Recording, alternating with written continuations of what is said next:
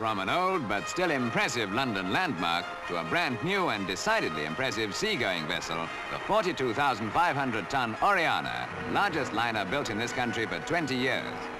This ship cost her owners £14 million, but what few people realize is that until the trials have been completed, the ship is still the responsibility of her builders, and unless the trials go off smoothly, someone could have a spare liner on their hands.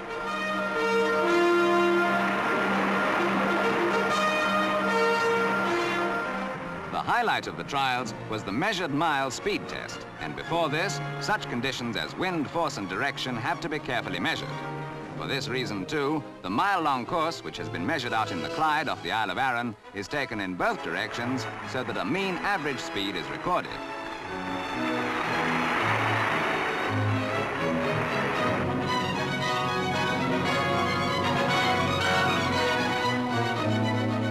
Although on this occasion the main concern is performance rather than the innovations and comforts on this new liner, it is worth mentioning that although it wasn't demonstrated on the trials, Oriana is the first big ship to be able to move sideways like a crab, which means that she can get away from a berth without the aid of half a dozen tugs.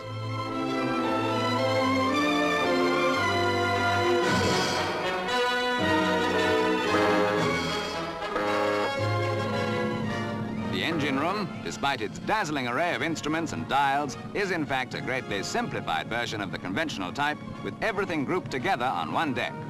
The vessel is propelled by twin screws, each driven by a set of steam turbines, producing a normal service shaft horsepower of 65,000 at 147 propeller revolutions a minute, or, to the layman, 27.5 knots.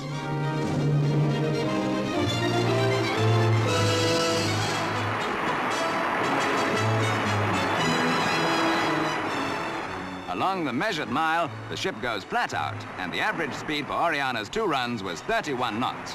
And in spite of a gale force wind, a pretty fine picture she makes.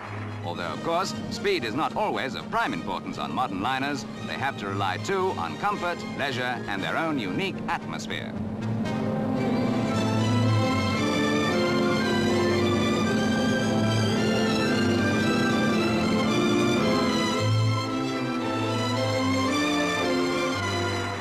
The speed test is over, the results more than satisfactory, and only now is the liner formally accepted by the shipping line. Later, an official document reading, "Received, one ship in good order," will be signed by company executives. Meanwhile, the new flag is hoisted.